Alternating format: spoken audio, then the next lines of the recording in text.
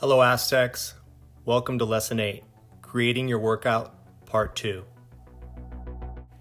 The fifth principle should guide the setup of your workouts.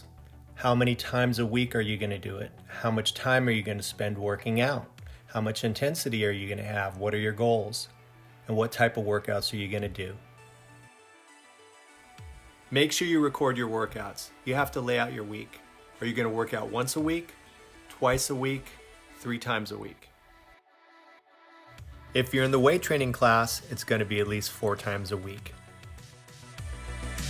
Just a quick review on the principles of exercise. With overload, training must be raised to a higher level than normal to create the extra demands to which your body will adapt. We need to increase the intensity, frequency, or duration.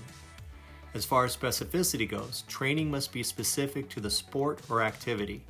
If you want to get better at that specific thing, practice that specific thing. Now the principles of progression. As your body adapts to training, you progress to a new level of fitness. To take this to the next level, a gradual increase in intensity is needed to create an overload. As far as reversibility, this is new to you, but it should make sense. The effects of training are reversible. If exercise is reduced in intensity or even stopped, the benefit can be lost quickly.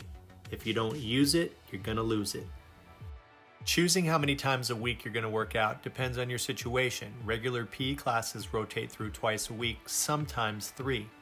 If you're in the weight training class, 4 times. If you're going to add workout days on your own time, obviously you can add to the number of days you work out within a week.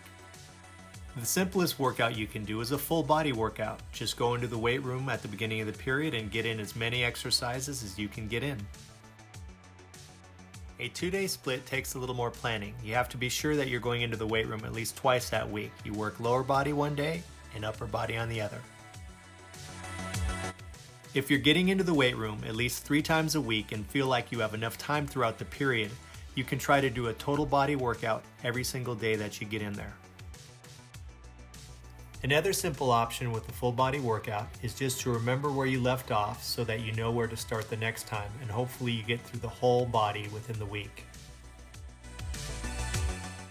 If you want to plan a more detailed workout and you know you're getting into the weight room at least 3 times a week, you can pair up your muscles and then try to cycle throughout your whole body within those 3 days. Once you know you have 4 days in the weight room, you have a lot more options. Let's start with what they're doing here. They're just pairing muscles up and trying to cycle through the whole body once within the 4 days that they're working out. Here are a couple of other options within a 4-day split. You can do push exercises on one day, pull exercises the next day, with Wednesday being your rest day, and then come back to the same concept on Thursday and Friday. Or you can do upper body on one day, lower body on another day, with Wednesday being your rest day, and come back to the same things on Thursday and Friday. The more days you can commit to a weight room, the better your results will be. Now let's focus on how many repetitions you need to do within a set. If you want hypertrophy, you want to be able to do at least 8 repetitions. You can see with the green dots here that once you get to 8 repetitions, you are starting to build the size that you want. Keep in mind, you also need to do 4 sets of 8. If your goal is to increase your strength, you need to keep your repetitions low. Take a look at the chart and you can see what I mean. The more reps you do after 4, you can see how your strength levels go down. There's a difference in working out for strength, for power, for hypertrophy, or for endurance. Let me explain how to read this chart. First, the easy stuff. It says 1 to 3 repetitions with 3 to 5 minutes of rest time for someone who wants to build strength. That's easy to understand. Now the difficult part to explain. 80% to 100% of your 1 rep max. Instead of trying to figure out what your 1 rep max percentages are at each lift, think of it backwards. You are working at 80 to 100% of your 1 rep max as long as you're only able to do 1 to 3 repetitions. If you were able to do any more repetitions than that, the weight would be too light and you would be working at less than 80% of your 1 rep max. Unfortunately, that's as easy as I can make that difficult concept.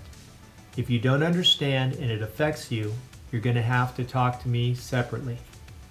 To work for power, you do 1 to 5 repetitions with a 3 to 5 minute rest. If you can do more than 5 repetitions, you are not working between 70 and 100%, and you should add some more weight. If you want to focus on hypertrophy, in other words, muscle gain, you need to work between 6 to 12 repetitions, giving your body a 30-second to 2-minute rest. If you can do more than 12 repetitions, you're not working between 60 and 80%, and you need to add weight. And finally, to work for endurance, you would do 12 to 15 repetitions with a 20-second to 2-minute rest. Again, if you can do more than 15 reps, you're not working at 40 to 60% of your 1 rep max, and you need to add a little weight. You're going to have to go back and look at the chart once you've decided what your goals are. Are you working for strength, for power, for hypertrophy, or for endurance? In review, your muscles will develop differently depending on how many repetitions you work at. The lower the repetitions you work at, the more strength and power you will develop. If you want to focus on size or hypertrophy, you need to do between 6 and 12 repetitions. If you want to focus on a leaner look and have endurance, then you need to work out at higher repetitions. Don't forget to take the quiz. See you next time.